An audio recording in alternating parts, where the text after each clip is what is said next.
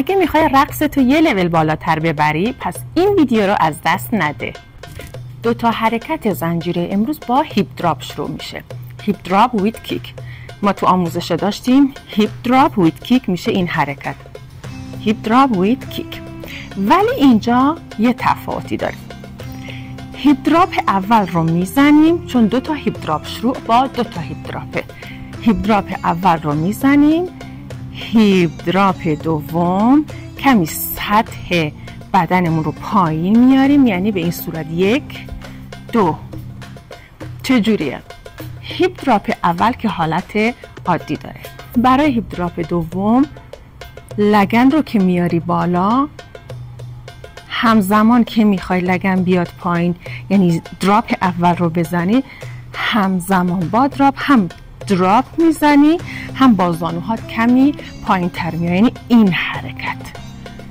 این لگن بالا همزمان با لگن پا میاد پایین. از این سمت ببینید لگن بالا همزمان با لگن با زانو کمی پایین تر میاد، میشه این حرکت. این حرکت از این سمت. حالا این رو با کیک ترکیب میکنیم، یعنی هیپ دراپ اول هیپ دراپ دوم. حالا کیک رو که انجام میدیم همین که میایم پایین میایم بالا، کیک 1 2 1 2 1 2.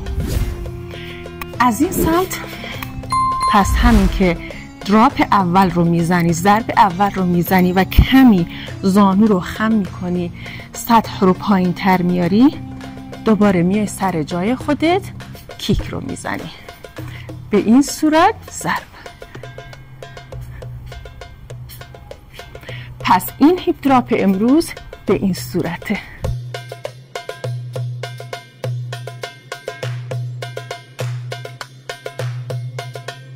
الان ما 2 تا هیپ دراپ داریم ویت کیک. اولی به همون حالت عادیش 1 2 شروع زنجیره. پس 1 2 سمت راست منه، میچرخم کمی. 2 تا هیپ دراپ ویت کیک رو اول از روبرو میزنیم، میچرخیم به سمت راست. 2 تا هیپ دراپ دیگر رو از این سمت میزنیم. از دوباره 1 2 1 2. تا اینجای زنجیره رو یاد گرفتیم. پس شروع زنجیره پای راست، 2 تا هیپ دراپ ویت کیک. هیپ دراپ اول به همون حالتی که یاد گرفتیم، ولی هیپ دراپ دوم کمی سطح بدنمون رو پایین تر میاریم و یک مدل جدید تر، یعنی به این صورت. بعد از این 2 تا هیپ دراپ از روبرو، 2 تا هیپ دراپ به سمت راست. ما به این صورت موندیم، یعنی هیپ دراپ دوم پای راست میاد جلو. حرکت فوروارد بک رو یادتونه، فوروارد بک، که این فوروارد بک رو با لرزش سینه با این 2 تا حرکت تا الان آموزش دادم. ولی اینجا میخوایم چیکار کنیم؟ فوروارد بک رو با دایره لگن انجام بدیم. پس فوروارد بک، فوروارد بک، فوروارد بک، فوروارد اند بک. این حرکت یک نوع حرکت تراولینگه. بعد این رو ما با لرزش یاد گرفتیم، لرزش لگن، فوروارد بک، فوروارد بک، با لرزش سینه، فوروارد بک.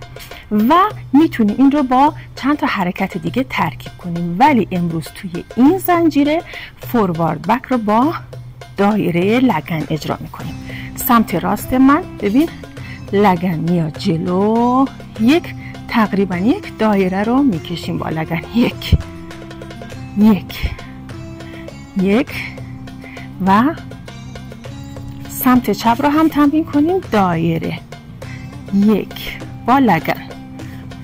دوباره لگن میاد جلو، میچرخونیم، برمیگردیم.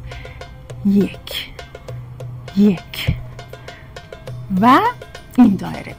حالا این دایره رو با فوروارد بک ترکیب میکنیم. این پا میاد جلو، دایره، پا میاد عقب. 1 2 1 2 1 2 1 2 فوروارد بک، فوروارد بک، فوروارد اند بک. اینم حرکت فوروارد بک با دایره لگن. الان میخوایم این حرکت رو در ادامه هیپ دراپ ها اجرا کنیم. پس شروع میکنیم هیپ دراپ ویت کیک. 2 تا 2 با پای راست، 1 2 و بعد از این پای راستمون که اینجا مونده میاریم جلو، ضرب ضرب، دوباره ضرب، هیپ دراپ کیک، دایره لگن، ضرب ضرب، پا که به این صورت مونده، ضرب دری و میچرخیم میریم برای موج بدن. دوباره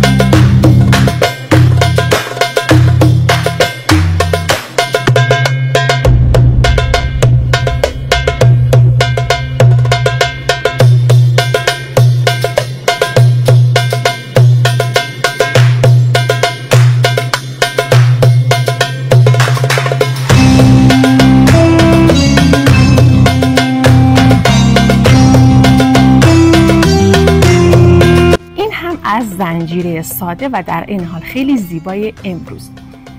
توی قسمت دیسکریپشن و تو کامنت ها بهتون میگم که با چه آهنگ هایی میتونید این زنجیره رو اجرا کنید.